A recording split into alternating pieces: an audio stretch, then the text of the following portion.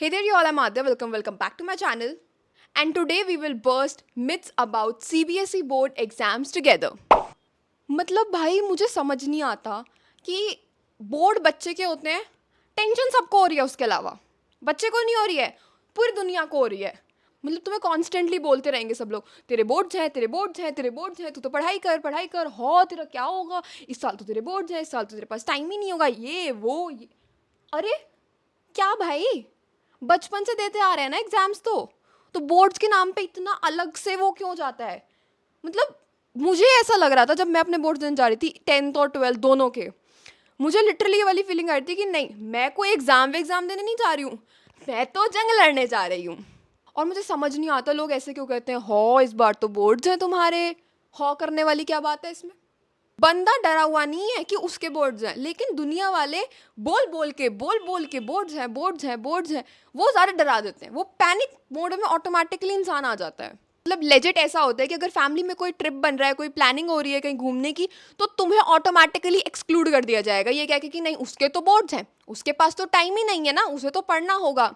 चाहे तुम्हें जाना हो उस पर, तुम्हारे पास टाइम हो, तुम कहीं ना कहीं से मैनेज कर सकते हो. लेकिन और बोर्ड एग्जाम्स के बारे में ऐसी ऐसी चीज़ें हैं ना कि भाई बोर्ड में ये होता है, बोर्ड में ये होता है, बोर्ड ऐसे होते हैं, बोर्ड वैसे होते हैं. एंड स्पेशली जब तुम 10th में होते हो, बिकॉज तब तक तुम्हें बोर्ड्स का कोई आइडिया नहीं है, बोर्ड्स में क्या होता है, कैसे होता है, तुम्हें कुछ नहीं पता. तो तब तो तुम इन्हीं बातों के बेसिस पे अपने माइंड में बोर्ड की इमेज बनाते हो. तो 10th में तो बच्चा वैसे ही बहुत डर जाता है भाई, क्योंकि मेरे साथ भी हुआ था ना ऐसे, बोर्ड ये बोर्ड वो, मैं तो घबरा गई भाई, बोर्ड में ऐसा क्या ही होने वाला है. और ये जो भी मिथ्स हैं सीबीएसई बोर्ड एग्जाम्स के बारे में, इन सब की सच्चाई तुम्हें आज मैं बताऊंगी. Let's get started. So the first myth is that board exams are the hardest exams of your life. क्यों भाई, किसने कहा ये और क्यों. मैं तो लिटरली बिलीव कर रही थी, पता है, इस चीज़ पे when I was in like मैं 10th 12th तक आते तो मुझे रियलाइज हो गया था, ठीक है बोर्ड्स इतने भी कोई वो नहीं है, बट 10th में तो मैं डरी हुई थी भाई इन सब बातों को सुन के. एंड वाई डू पीपल से सच थिंग्स, बच्चे को और पैनिक मोड में डालने के लिए और डराने के लिए. भाई सुनो मेरी बात, सुनो शांति से सुनो. अगर तुम 10th में हो या 12th में, और अगर तुम ऐसा कुछ सोच रहे हो कि भाई बोर्ड्स तो बहुत मुश्किल होंगे, क्या होगा, इतनी कोई बड़ी तोप नहीं है बोर्ड्स. जितना उनकी हाइप बना देते हैं ना बोर्ड्स की, ऐसा भी कुछ नहीं है. इनफैक्ट मुझे तो ऐसा लगता है कि तुम्हारे जो प्री बोर्ड्स होते हैं ना, वो ज़्यादा मुश्किल होते हैं एज़ कम्पेयर टू बोर्ड्स. सो तुम अगर अपने प्री बोर्ड्स अच्छे से दे रहे हो विथ फुल फोकस, वैसे ही होंगे तुम्हारे बोर्ड्स, कुछ बहुत अलग नहीं आने वाला है, तुम कर लोगे. यस तुम कर लोगे भाई, नॉर्मल पेपर ही तो है. एंड स्पेशली अगर तुम प्री बोर्ड्स दे रहे हो, तुमने मॉक टेस्ट लगा रखे हैं, तुमने पिछले साल के पेपर्स देख लिए हैं, तो वैसे ही होगा. कुछ बहुत अलग से वो लोग नहीं पूछेंगे कि एकदम आउट ऑफ द वर्ल्ड पूछ लिया उन्होंने. हाँ एक्चुअली अभी कुछ रिसेंटली थोड़ा बहुत पेपर का लेवल कुछ कुछ सब्जेक्ट्स में स्पेशली थोड़ा सा उन्होंने एलिवेट किया है. लेकिन फिर भी मैंने अभी 12th का बोर्ड दिया था, उसमें फिजिक्स का लेवल कंपैरेटिवली थोड़ा सा डिफिकल्ट था. बट फिर भी अगर मुझे लगता है कि तुमने अच्छे से पढ़ा है, तुमने एनसीईआरटी अच्छे से करी है, तुमने पीवाईक्यूज अच्छे से करे हैं, तो तुम कर लोगे. इतना कोई घबराने वाली बात नहीं है, ठीक है. Our second myth is that you have to study 12+ hours a day to score well in boards. भाई कौन पढ़ रहा है ये 12+ hours a day to score good, specially just for boards. मतलब भाई इतना तो मैं जेई के लिए भी नहीं पढ़ी हूँ जितना तुम लोग. अकॉर्डिंग टू दिस मिथ तुम्हें 12+ घंटे पढ़ना पड़ेगा. भाई मत सुनो ये सब बातें. मतलब 12+ तो बहुत ही दूर की बात हो गई, ये तो बहुत ही ज़्यादा हो गए बोर्ड्स के लिए. अगर अगर अगर तुम सिर्फ बोर्ड्स की प्रिपरेशन कर रहे हो, स्पेसिफिकली बोर्ड्स की, तो इतना ये तो बहुत ज़्यादा है, ठीक है. घबराओ मत ये सब सुन के. 10th में अगर तुम हो तो आराम से 2 या 3 घंटे पर डे तुम्हारा काम बन जाएगा, बहुत आराम से. हाँ जब एग्ज़ाम टाइम आने वाला होता है तब तुम्हें थोड़ा अपना टाइम बढ़ाना पड़ता है, लेकिन रेगुलरली तुम 2 घंटे या 3 घंटे बैठ जाओ, अकॉर्डिंग टू जितना तुम बैठ पाते हो, अपने अकॉर्डिंग उतना बैठो, पर रोज़ बैठो. मैं अपनी हर वीडियो में ये चीज़ बोलती हूँ भाई, तुम कम पढ़ो पर तुम रोज़ पढ़ो और फोकस से पढ़ो, तुम सब कर सकते हो. 10th में तो तुम्हारा इतने में काम चल जाएगा. And if you're in 12th, अगर तुम रेगुलरली पढ़ रहे हो, थोड़ा बहुत तो ना ये चीज़ पर्सन टू पर्सन भी डिफर करती है कि कुछ लोग 2 घंटे में ही इतना एफिशिएंटली पढ़ लेते हैं, कुछ लोग 3 घंटे में भी उस चीज़ को समझ नहीं पाते, कुछ लोग को 4 घंटे लग जाते हैं. So it depends on you कि तुम कितनी जल्दी चीज़ों को प्रोसेस करते हो, समझते हो और अपने दिमाग में घुसा पाते हो. But on average I think 3 to 4 hours daily is enough, more than enough. अगर तुम्हें 90-95 plus चाहिए, like it's enough. Okay, now our third myth is that CBSE checks very strictly. भाई CBSE की चेकिंग देखो, ऐसा है ना कि ऐसा तो है नहीं कि हर बच्चे की कॉपी सेम टीचर चेक कर रहा है या कोई मशीन चेक कर रही है कि सबकी चेकिंग बराबर तरीके से होगी. नहीं, डिपेंड करता है तुम्हारी किस्मत पे ऑनेस्टली. बिकॉज मैंने ये चीज़ 10th और 12th के बोर्ड्स देके रियलाइज़ करी है. बहुत बहुत मेजरली तुम्हारी किस्मत पे डिपेंड करता है कि तुम्हारी कॉपी किस टीचर के हाथ में जा रही है, उनके चेकिंग का स्टाइल कैसा है, वो किस चीज़ पे नंबर देते हैं, वो किस चीज़ पे नंबर काटते हैं. ऑल्दो CBSE की एक अपनी मार्किंग स्कीम होती है जिसके बेसिस पे टीचर्स चेक करते हैं, बट फिर भी कुछ हद तक तो भाई टीचर के मूड पे भी डिपेंड करती हैं चीज़ें. अब हो सकता है कोई टीचर ऐसा हो कि बिल्कुल वर्ड टू वर्ड CBSE की मार्किंग स्कीम से मैच करे. अगर तुमने वो word to word same answer लिखा है तो तुम्हें नंबर मिलेंगे, वरना तुम्हारे नंबर कट सकते हैं. कोई टीचर ऐसा हो सकता है जिसे बस ये चाहिए कि हाँ बच्चे को नॉलेज है, बच्चे को इसका आंसर आता है तो वो नंबर दे दे. लेकिन फिर भी मैंने ओवरऑल जितना ऑब्जर्व किया है, CBSE की चेकिंग इतनी भी कोई स्ट्रिक्ट नहीं होती है. अगर क्वेश्चन में जो पूछा जा रहा है तुमने वो चीज़ सही तरीके से लिखी है, भले ही तुम्हारी बुकिश लैंग्वेज ना हो, तुमने अपनी लैंग्वेज में चीज़ें लिखी हो, लेकिन फिर भी अगर तुम्हारा मतलब वही है, तुम वही सेम चीज़ कहना चाह रहे हो जो बुकिश लैंग्वेज में बुक्स में लिखी है, तो तुम्हें नंबर ऑलमोस्ट मिल जाएंगे. देखो थोड़ा बहुत ऊपर नीचे वैरी कर सकता है, लेकिन इतनी भी कोई स्ट्रिक्ट चेकिंग नहीं होती है ना. चेकिंग से मत डरो भाई, टीचर्स भी तुम्हें स्टूडेंट समझ के ही चेक कर रहे हैं, तो रिलैक्स. एंड मेरी मम्मी खुद केमिस्ट्री की टीचर हैं, वो खुद बोर्ड्स की कॉपी चेक करने जाती हैं 12th की. वो मुझे जितना बताती हैं, जितना मुझे पता है, इज़ दैट इतनी भी कोई टफ चेकिंग नहीं होती है, बच्चों को नंबर दे दिए जाते हैं. इफ़ अगर तुमने चीज़ सही लिखी है तो तुम्हें नंबर मिल जाएंगे. अब अगर तुम कुछ अलग ही दुनिया का लिख के आ रहे हो तो भाई फिर तो क्या ही हो सकता है, लेकिन मिल जाते हैं. And our fourth CBSE board exam myth is that you can't score full numbers in subjects like English or SST. I don't know अगर तुमने भी ये चीज़ सुनी है, तुमसे भी किसी ने ये चीज़ कही है कि इंग्लिश में पूरे नंबर नहीं आते या SST टाइप सब्जेक्ट में पूरे नंबर नहीं आते, जिनमें तुम्हें लिखना पड़ता है, जिनमें थ्योरी पार्ट और राइटिंग चीज़ें ज़्यादा होती हैं, इसमें लॉजिकल चीज़ें थोड़ी कम रहती हैं. मतलब टॉकिंग अबाउट इंग्लिश, भाई इंग्लिश में तो ऑनेस्टली इट अगेन, जैसे मैंने अभी पिछले वाले मिथ के लिए कहा, इट डिपेंड्स ऑन टीचर. मतलब 10th में मेरे इंग्लिश में इतने कम नंबर थे, इतने गंदे, मतलब मुझे अपने नंबर देख के ऐसा लगने लगा था यार मैं इतनी ख़राब हूँ इंग्लिश में, मतलब मुझे इंग्लिश नहीं आती. बिकॉज मेरे out of all the subjects मेरे सबसे कम नंबर 10th में इंग्लिश में थे. I don't know why, I don't know. And 12th में मेरे इंग्लिश में आए 95. लाइक 10th में इट वॉज 82 या 82 आउट ऑफ 100 एंड 12th में इट वॉज 95. और 10th के मार्क्स की वजह से, बिकॉज सबसे कम मेरे 10th में इंग्लिश में आए थे कि मैं 12th में इतना घबरा गई थी ना इंग्लिश को लेके. आई वाज लाइक इंग्लिश में तो आना ही नहीं है, इंग्लिश को तो मैं पहले ही निकाल दिया. बट जब उसमें 95 देखे ना मैंने, आई वाज लाइक 95, मैं तो 80 एक्सपेक्ट कर रही थी, 95. So honestly again depends on teacher. तो थोड़ा बहुत तो वही बात है भाई, टीचर पे डिपेंड करता है कि कौन सा टीचर तुम्हारी कॉपी चेक कर रहा है. पर कई लोगों के फुल मार्क्स भी आते हैं और नियरली फुल मार्क्स भी आ जाते हैं. So it's not that rocket science something. And SST, भाई मेरे 10th में मेरे पास SST थी ऑफ कोर्स, तो I got 99 marks out of 100 in SST. सो ऐसा कुछ नहीं है कि SST में तुम्हारे नंबर नहीं आ सकते. आई थिंक SST में तो सबसे प्यार से नंबर आते हैं, मुझे ऐसा लगता है. इन सब्जेक्ट्स में ना जो सबसे इंपॉर्टेंट चीज़ होती है इज़ योर प्रेजेंटेशन स्किल्स.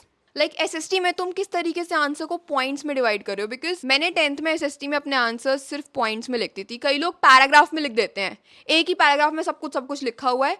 वो टीचर को ना अच्छा नहीं लगता. उसमें तुमने सही भी लिखा है ना, वो तब भी शायद इरिटेट होके वो नंबर कट सकते हैं तुम्हारे. तुम पॉइंट में लिखो, इतनी सुंदर तरीके से उसे प्रेजेंट करो कि टीचर को ये समझने में कि तुमने क्या लिखा है उसमें उन्हें दिमाग ना लगाना पड़े. एंड अगेन इंग्लिश में भी सबसे important cheese is how you present your answer. Like long answers को तुम्हें किस तरीके से पैराग्राफ्स में डिवाइड करना चाहिए, एसेज, लेटर्स, आर्टिकल्स, इन सबको किस तरीके से लिखना है is very very important in these subjects. तो तुम अगर इस चीज़ पे वर्क करोगे तो तुम्हारे इन सब्जेक्ट्स में बहुत प्यार से बहुत अच्छे नंबर आ जाएंगे. कोई टेंशन की बात नहीं है, ठीक है. And our next CBSE myth is that last minute studies never works. भाई I think last minute studies जो होती हैं, जो तुम पेपर से एक दिन पहले 2 दिन पहले करते हो, अब देखो कोई ऐसा हो जो पूरा ही सिलेबस 2 दिन पहले बैठ के कवर कर रहा है, तो मैं इस वक्त उनकी बात तो नहीं कर रही हूँ.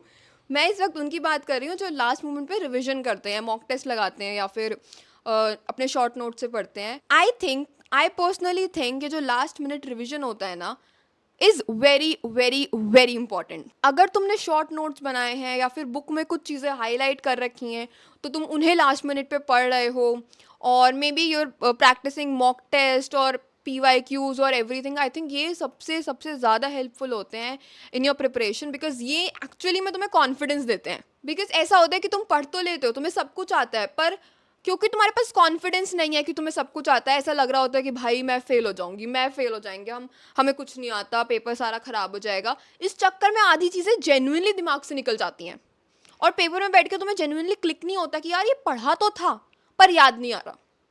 कुछ ब्लर ब्लर सा पेज याद आ रहा है, कुछ ब्लर ब्लर सा आंसर याद आ रहा है, लेकिन एग्जैक्टली आंसर याद नहीं आ रहा. ऐसा होता है due to panic and under confidence. ऐसा होता है due to panic and under confidence. Last minute studies are very important, last minute revisions are very important, and कोशिश करो लास्ट में तुम मॉक टेस्ट लगाओ और अपने शॉर्ट नोट से रिवाइज करो. ज़्यादा वीडियो लेक्चर्स लगाने के पीछे या फिर प्रॉपर बुक थॉरोली एक एक लाइन पढ़ने के पीछे मत भागो. इसीलिए अपने शॉर्ट नोट्स बनाना भी बहुत इंपॉर्टेंट होता है, बिकॉज वो लास्ट के टाइम पर सबसे ज़्यादा हेल्पफुल होते हैं. तुम पूरी बुक नहीं पढ़ सकते, तुम्हारे पास इतना टाइम नहीं है, इसीलिए तुम्हें शॉर्ट नोट्स बना लेने चाहिए जब तुम पढ़ रहे हो साथ साथ, ठीक है. And our next myth is that studying at night is better than the day. भाई ऑनेस्टली इस बारे में ना आई फील लाइक आजकल ना कुछ ऐसा बना दिया है कि रात में पढ़ना is cool. I don't know क्यों, किसने, कैसे, कब ये चीज़ इन्वेंट हो गई कि रात में पढ़ना इज कूल. मतलब अगर तुम पूरी पूरी रात जग के पढ़ रहे हो तभी तुम पढ़ रहे हो, अदरवाइज तो तुम पढ़ते ही नहीं हो. अगर तुम दिन में पढ़े हो उसे पढ़ना कहते ही नहीं है. ऐसा कुछ तो है. मैंने भी अपने 10th में कई बच्चों से सुना था कि हम तो पूरी पूरी रात जग के पढ़ते हैं. एंड पूरी पूरी रात जग के पढ़ना अपने आप में it sounds like oh my God कितना मेहनती बच्चा है, अपनी नींद सैक्रिफाइस करके पढ़ाई करता है, ओ माई गॉड ऐसा वाला लगता है. But honestly it depends on you. तुम रात में ज़्यादा फोकस से पढ़ पाते हो या दिन में ज़्यादा फोकस से पढ़ पाते हो. बिकॉज कुछ लोग होते हैं जो कहते हैं कि नहीं रात में ना शांति ज़्यादा होती है तो हमारा फोकस अच्छे से आता है, तो हम अच्छे से पढ़ पाते हैं. कुछ लोग होते हैं जो कहते हैं नहीं रात में तो हमें नींद आती है, या फिर रात में हम लोग फ़ोन चलाने लगते हैं, बिकॉज अगेन कोई होता नहीं है आसपास नज़र रखने वाला, तो फ़ोन यूज़ करने लगते हैं और डिस्ट्रैक्ट हो जाते हैं पढ़ाई से. So honestly it depends on you. तुम्हें अगर रात में पढ़ाई करना कंफर्टेबल लगता है तो of course you can do. But अगर तुम्हें लगता है कि नहीं रात में पढ़ाई करना इज़ मोर डिस्ट्रैक्टिंग और समथिंग, तो तुम दिन में पढ़ो. आई मीन मैं पर्सनली सेकंड कैटेगरी में थी कि मैं दिन में पढ़ती थी. मतलब मुझसे तो रात में पढ़ा ही नहीं जाता था. I don't know why. मतलब 11 बजे के बाद तो ऐसा होता था कि बस कोई घंटी सी बज गई है, अब तो अब बस पैकअप करो, अब नहीं पढ़ा जाएगा. ऐसा कुछ नहीं है कि तुम पूरी पूरी रात जग के पढ़ोगे तभी तुम्हारे अच्छे नंबर आ सकते हैं, वरना नहीं आएंगे. बिल्कुल एकदम तुम्हारे ऊपर डिपेंड करती है तुम किस टाइम सबसे ज़्यादा फोकस से पढ़ पाते हो, ठीक है. And our next myth is that if you don't go to coaching you will fail. भाई ये तो फॉर श्योर मिथ है. बिकॉज लोग ये सोचते हैं कि भाई हमें कोचिंग लेने, हमें हर सब्जेक्ट के सब्जेक्ट वाइज कोचिंग लेंगे, मैथ का अलग जाएंगे, फिजिक्स का अलग जाएंगे, केमिस्ट्री का अलग जाएंगे, SST साइंस सबके अलग अलग. But I tell you the truth, मैंने 10th में एक सिंगल कोचिंग भी नहीं ली थी. सारी स्टडी मैंने खुद की थी बिना कोचिंग के, सेल्फ स्टडी से, अपने स्कूल के टीचर्स की हेल्प से और अपना यूट्यूब से. That's all. यही थे मेरे रिसोर्सेज. एंड 10th में if I tell you my marks in each of the subject, मेरे साइंस में 100 थे, SST में 99 थे, मैथ्स में 96 थे.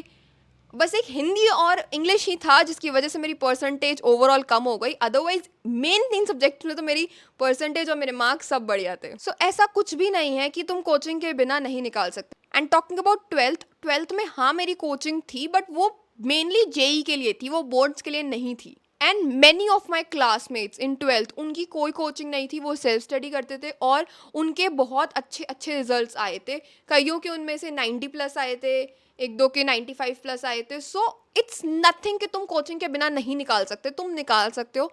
अब ये चीज़ तो देखो again it depends on you कि तुम कितने फोकस से, किस डिटर्मिनेशन से पढ़ रहे हो. सो ओवरऑल ये मिथ भी झूठ है कि कोचिंग के बिना तुम फेल हो जाओगे.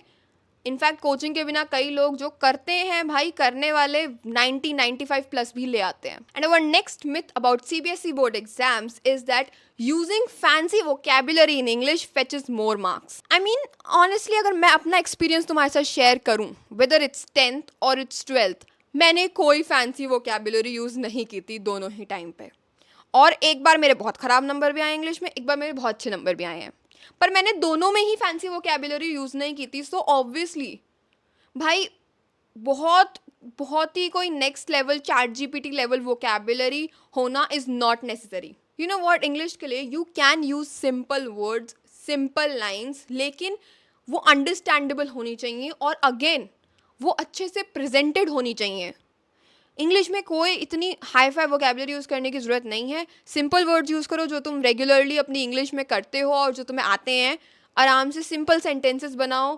कोई बहुत टेढ़े मेढ़े से सेंटेंसेस नहीं यूज़ करने जिसमें बहुत डीप मीनिंग छुपी हो. तुम्हें अगर कोई ऐसा कुछ कोट वोट यूज़ करना है अपने किसी क्वेश्चन में, किसी लॉन्ग आंसर में, तो तुम उसे एज अ कोट यूज़ कर सकते हो जिसमें कुछ डीप मीनिंग छुपी हो या फिर बहुत अच्छे वर्ड्स हो. अगर तुम्हें आता है तो it's like optional thing.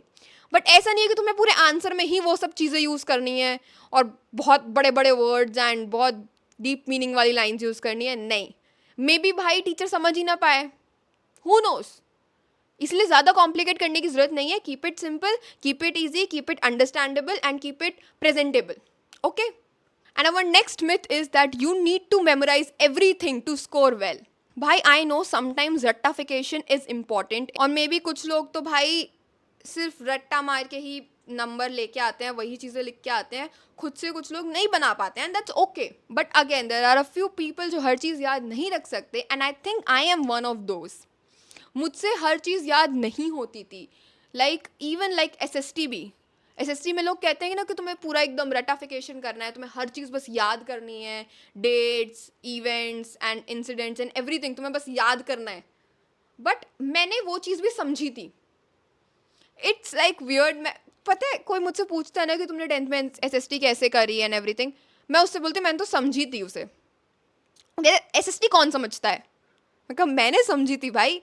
Honestly what I did for SST in 10th was कि तुम NCERT को पढ़ो like a story and read it multiple times. You know, तब तक पढ़ो जब तक तुम्हें NCERT की एक एक लाइन तुम्हारे माइंड में छप ना जाए. एंड ये मेरे साथ जेन्युइनली हो गया था कि मुझे NCERT पूरी line by line, word by word याद हो चुकी थी. मैं 4 लाइन पहले ही बता सकती थी कि 4 लाइन बाद ये लाइन लिखी है. इस लेवल तक तुम्हें वो चीज़ करनी है एंड उसके बाद तुम्हें ऑब्वियसली कुछ चीज़ याद रखने की ज़रूरत नहीं है, वो ऑटोमेटिकली तुम्हारे ब्रेन में फीड इन हो जाएगा. एंड ऑल्सो लाइक 12th में भी कई सारा थ्योरी पार्ट ऐसा होता था जो लोग कहते हैं कि भाई इसे तो रटना ही पड़ता है, इसे तो याद ही करना पड़ता है, अदरवाइज इसका तो और कोई सोल्यूशन ही नहीं है. ऐसा कुछ नहीं है यार. अगर तुम देखो ना तो हर चीज़ के पीछे, इवन थ्योरीज में भी कहीं ना कहीं थोड़ा बहुत लॉजिक छुपा है. तुम कहीं ना कहीं डॉट्स कनेक्ट कर करके चीज़ों को समझ सकते हो बहुत आराम से. ऐसा कुछ नहीं है कि तुम्हें हर चीज़ रटने की ज़रूरत है. हाँ, कुछ चीज़ें ऐसी हो सकती हैं ज़रूर जहाँ तुम्हें रटना पड़ता है, जहाँ तुम्हें याद ही करना है, उनमें हो सकता है तुम्हें कोई लॉजिक या कोई कनेक्शन ना मिल रहा हो, पर मोस्टली हर चीज़ में कहीं ना कहीं लॉजिक छुपा होता है और तुम उसे समझ के याद कर सकते हो. एंड ऑब्वियसली मैंने भी करे हैं तो तुम भी कर सकते हो. तुम भी वो लॉजिक को बस ढूंढना है, वो डॉट को बस कनेक्ट करना है एंड देन तुम उसे समझ के अपने दिमाग में रख सकते हो. And our last myth for today's video is that presentation doesn't matter. भाई मैंने अभी इतना सब कुछ बोला इस टॉपिक पे, तो आई थिंक ये मिथ तो ऑलरेडी मैं बर्स्ट कर चुकी हूँ कि ये सच है या झूठ है. I mean presentation is something that is so important. तुम्हारे मार्क्स यहाँ से यहाँ पहुँचा सकता है अगर तुमने अच्छे से प्रेजेंट किया है. मैंने अभी अपना इंग्लिश वाला एग्जाम्पल दिया. 10th तक मेरे को प्रेजेंटेशन की वैल्यू नहीं पता थी एंड दैट्स वाई मैं भी आंसर्स को, लाइक लॉन्ग आंसर्स स्पेशली, मैं पूरा ऐसे एक ही पैराग्राफ में लिख देती थी. एसेज, आर्टिकल्स, लेटर्स, मैं सब कुछ एक पैराग्राफ में लिख देती थी. लाइक हो गया, यही करती थी मैं 10th में. बट 12th आते आते मुझे रियलाइज़ हुआ कि ठीक है, प्रेजेंटेशन कितनी इंपॉर्टेंट होती है. एंड 82 से 95 आई थिंक उसी वजह से आए हैं मेरे. सो प्रेजेंटेशन कितनी इंपॉर्टेंट है ये बात तो तुम्हें इसी चीज़ से समझ आ जानी चाहिए थी। एंड फॉर प्रेजेंटेशन अगर तुम मेरे से कुछ टिप्स पूछो तो आई से कि किसी भी सब्जेक्ट में, 12th में हो तुम, 10th में हो या किसी में भी हो, आई थिंक तुम्हें सब में ये चीज़ यूज़ करनी चाहिए। अपने आंसर्स को पॉइंट में लिखो, अपने आंसर्स को पैराग्राफ्स में डिवाइड करो। अगर तुम्हें लग रहा है कि बहुत लंबा आंसर हो रहा है तो उसे एक साथ मत लिखो, नहीं, वो गंदा लगेगा देखने में भाई। तुम उसे डिफरेंट डिफरेंट पैराग्राफ्स में डिवाइड कर दो तुम्हें। एंड इन कंक्लूजन मैं तुमसे बस यही कहना चाहूँगी कि अगर तुम बोर्ड दे रहे हो इस साल और मे बी नेक्स्ट ईयर, और तुम्हारे पास जितना भी टाइम है, अगर तुमने अभी तक भी कुछ नहीं किया है ना, तो मैं कह रही हूँ तुम अभी भी स्टार्ट कर सकते हो और अभी भी अच्छे नंबर ला सकते हो। Like it is still possible. तुम अभी भी अगर स्टार्ट करते हो कंसिस्टेंसी के साथ, फोकस के साथ, थोड़े टाइम के लिए डिस्ट्रैक्शन से दूर हो जाओ एंड एवरीथिंग, तो तुम अभी भी नंबर ला सकते हो और अभी भी बहुत अच्छा स्कोर कर सकते हो। अभी भी कोई देर नहीं हुई है। And of course all the best to all of you from my side अगर तुम बोर्ड दे रहे हो तो। Anyways thank you so much for this video. I hope you like my video. और अगली वीडियो मुझे किस टॉपिक पे बतानी चाहिए वो भी तुम मुझे कमेंट सेक्शन में बता सकते हो। I will see you guys in the next one. Till then take care, bye bye.